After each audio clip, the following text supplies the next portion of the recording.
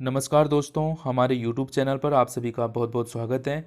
दोस्तों, हिंदी सीरीज़ के पिछले लेक्चर नंबर 31 में हमने जाना था पत्र लेखन को। ठीक है, पत्र लेखन को हमने अच्छे से समझा था दोस्तों पिछले लेक्चर नंबर 31 में। और आज इस लेक्चर नंबर 32 में हम जानेंगे पत्र लेखन से संबंधित महत्वपूर्ण प्रश्न। ठीक है, तो तैयार हो जाइए। पिछले लेक्चर को आपने कितने ध्यान से समझा था, कितने ध्यान से आपने देखा था। तो चलिए, अब बारी आती है प्रश्नों की। कितने क्वेश्चन आप सही कर पाती है देखिए। ठीक है, तो देखिए हर एक क्वेश्चन को पहले मैं यहाँ पे रीड, आप अपने आप से वीडियो को पॉज करिए, खुद से रीड करिए और देखिएगा आपका आंसर सही आता है या नहीं। ठीक है, तो चलिए शुरू करते हैं।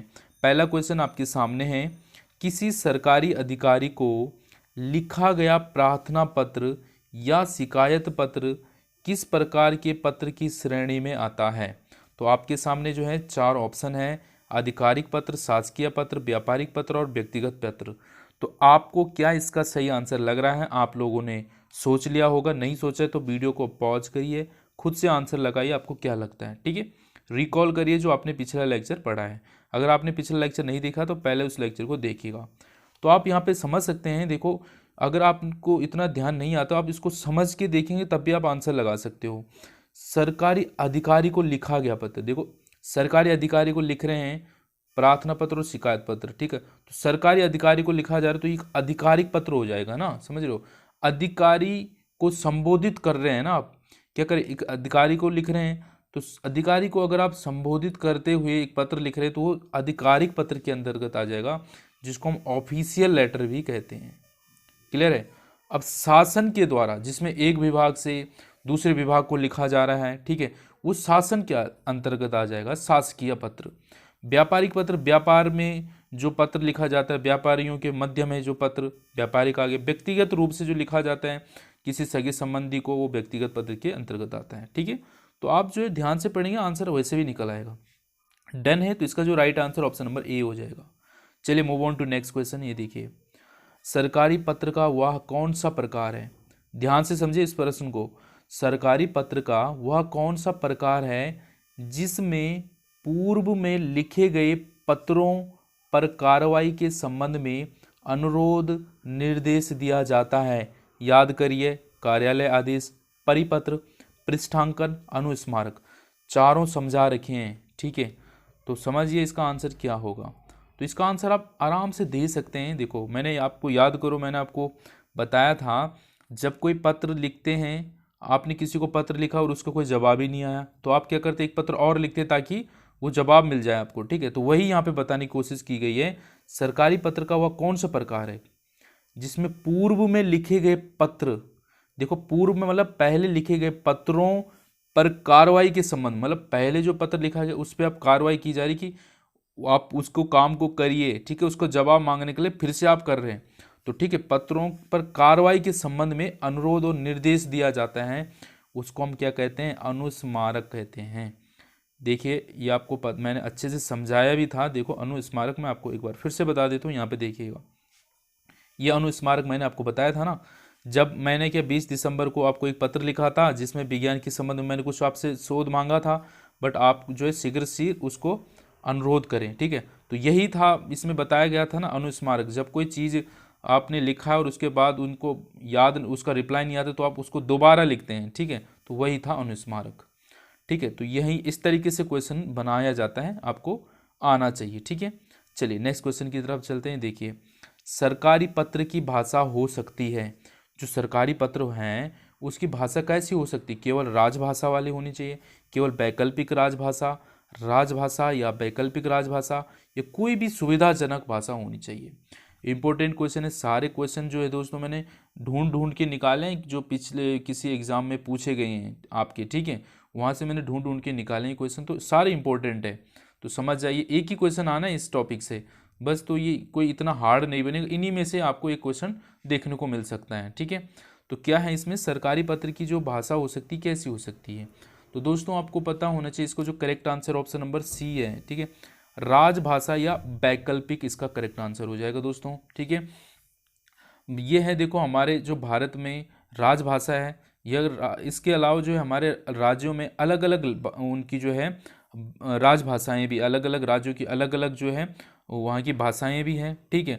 तो जो हमारे जो संविधान की में जितनी भी भाषाओं को मान्यता प्राप्त है, ठीक है, जितनी भी भाषाओं को मान्यता प्राप्त है, जैसे अलग अलग स्टेट में किसी की इंग्लिश भी है, ठीक है, राज्य भाषा है जिनकी, है ना, तो उनको भी मान्यता जो दी गई है हमारे संविधान में, उनके अंदर वो वैकल्पिक राजभाषा के अंदर आ गए हैं और एक राजभाषा। तो ये दोनों में हम जो है लिख सकते हैं सरकारी पत्र को, ठीक है, राजभाषा या वैकल्पिक राजभाषा में। क्लियर हो गया आपको? राजभाषा जो हमारी राजभाषा है ही, इसके अलावा जो राज्य में जो अलग अलग भाषाएं जिनको मान्यता प्राप्त है उसमें भी हम लिख सकते हैं, उसको वैकल्पिक राजभाषा कहा गया है, ठीक है। तो ये आपका राइट आंसर होना चाहिए, इंपॉर्टेंट क्वेश्चन है ये। चलिए move on to next question. बताइए अर्धशासकीय पत्र की भाषा शैली किस प्रकार की होती है?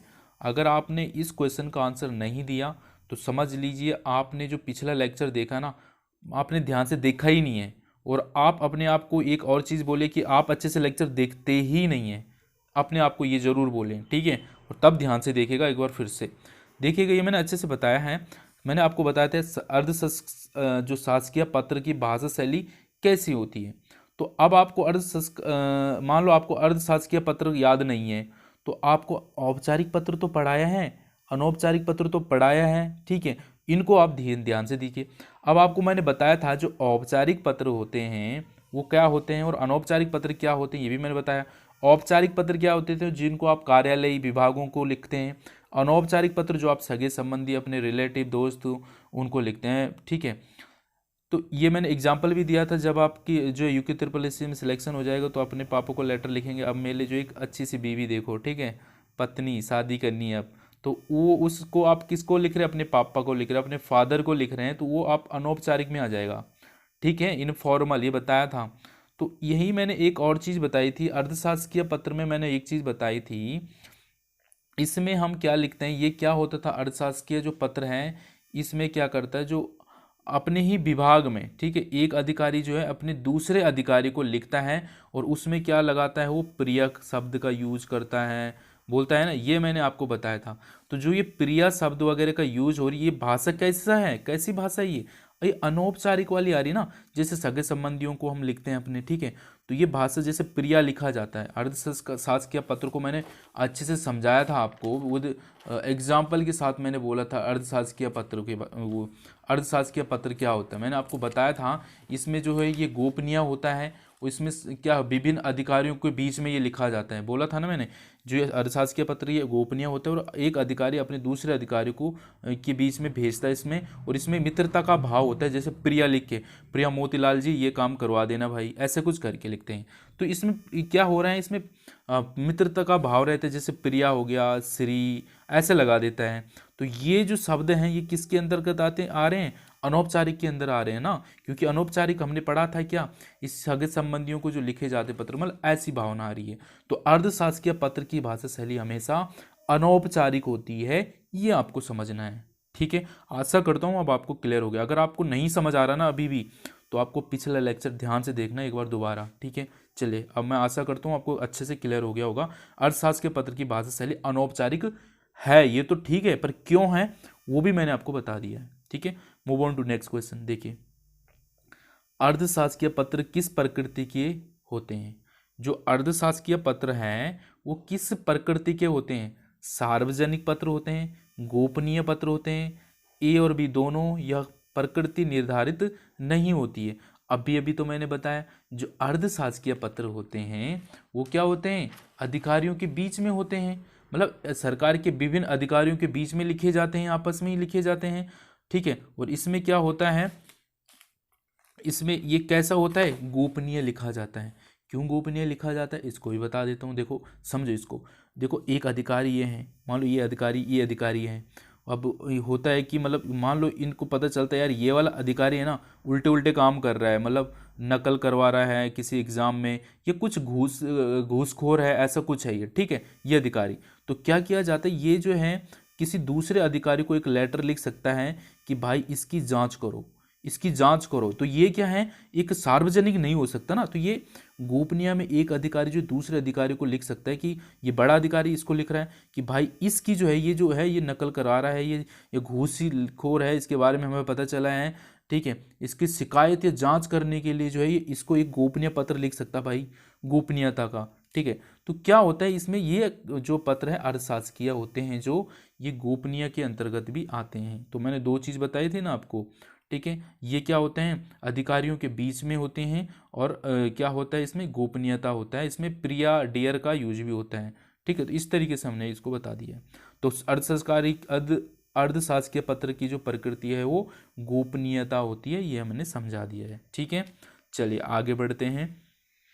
इस क्वेश्चन को देखिए, यदि किसी अधिनियम के प्रवृत्त होने के सूचना जन सामान्य को दी जानी है, ध्यान से समझे, क्या बोल रहा है, यदि कोई अधिनियम लागू हो गया है और इसकी जानकारी हमें क्या करनी है, सभी लोगों को देनी है, तो सरकार द्वारा किस पत्र का प्रकाशन समाचार पत्रों में कराया जाएगा। ध्यान दीजिए, समझे इसको क्या बोल रहा है, ये बोल रहा है, मान लो कोई अधिनियम लागू हो गया, कोई एक्ट लागू हो गया है, तो कानून लागू हो गया है, तो इसकी सूचना जो है हमें लोगों तक पहुंचानी है। तो लोगों तक अगर हमें पहुंचानी है तो सरकार द्वारा किस पत्र का प्रकाशन, किस पत्र का प्रयोग करेंगे वो समाचार पत्रों में, तो आपको संकल्प, अधिसूचना जारी करेंगे, परिपत्र जारी करेंगे, प्रस्ताव जारी करेंगे। क्या जारी करेंगे ये, तो आपको पता होना चाहिए, अधिसूचना जारी करेंगे वो, ठीक है। क्या जारी करेंगे, अधिसूचना जारी करेंगे, नोटिफिकेशन जारी करेंगे लोगों के लिए। मैंने बताया था अधिसूचना जो है जहाँ पे समाचार पत्र वगैरह आ जाते हैं, गजट वगैरह आते हैं, गजट न्यूज़पेपर को ही कहते हैं, ठीक है, गजट वगैरह आते हैं, वहाँ पर जो अधिसूचना जारी की जाती है, नोटिफिकेशन। Got it. तो आशा करता हूँ ये आपको अच्छे से क्लियर हो गया होगा, ठीक है। आगे बढ़ते हैं। देखिए, किस प्रकार के पत्र में संबोधन के लिए प्रिया, श्री का प्रयोग किया जाता है। तो अब तो गलती होने की कोई चांस ही नहीं है, ठीक है। क्या हो जाएगा आपका आंसर, बिल्कुल sir, B is a right answer, ठीक है। क्या हो जाएगा, बी इसका सही आंसर हो जाएगा। अर्धशासकीय पत्र में जो है प्रिया, श्री, इन शब्दों का प्रयोग किया जाता है। ठीक हो गया ना, अब कोई डाउट नहीं होना चाहिए, ठीक है। आगे बढ़िए। देखिए, कौन सा पत्र किसी नीति विषयक मामले की जानकारी समस्त संबंधित कार्यालयों, विभागों को उपलब्ध करानी होती है। ध्यान से देखो, एक नीति विषयक की बात आ रही है यहाँ पे, मामले की जानकारी समस्त संबंधित, मतलब समस्त जो इससे संबंधित है कार्यालयों, विभागों को उपलब्ध करानी है। तो एक ही चीज हमारे दिमाग में आनी चाहिए, जिसका नाम क्या है, परिपत्र, ठीक है। परिपत्र तो फैला होता है, जो मतलब क्या बताया था मैंने इसकी डेफिनेशन को, जो बहुत सारे लोगों में फैलाता है, ठीक है, सभी विभागों में, सभी राज्यों में जो चीज़ पहले, जैसे मैंने इसका एग्जांपल दिया था पिछले लेक्चर में, कोई एक टीका है, मतलब कोविड का या कोरोना का एक टीका बनता है, तो उसकी जानकारी जो हमें बोलता है कि मान लो आज कितनी है, 3 नवंबर को जो है टीका लगना है, ठीक है, 4 नवंबर को इसका टीका लगना है भाई सभी को, तो इसकी जानकारी क्या है, सभी को फॉलो जो है पहुंचाई जाएगी। तो क्या जारी किया, एक परिपत्र जारी किया जाएगा, सर्कुलर जारी किया जाएगा, ठीक है। तो उसको सर्कुलर कहते हैं, परिपत्र कहते हैं, जब एक जानकारी को जो हमें बहुत सारी जगह, मतलब सभी जो है राज्यों में, सभी विभागों में इसको देना होता है, उसको परिपत्र कहते हैं, ठीक है। ये हमने अच्छे से जाना था। अब एक चीज आती है दोस्तों, टिप्पण क्या होता है, ये भी आपको पता होना चाहिए। टिप्पण कहीं कहीं पे ऑप्शन में आपको देखने को मिला होगा, जैसे यहीं पे आपको एक टिप्पण देखने को मिला होगा।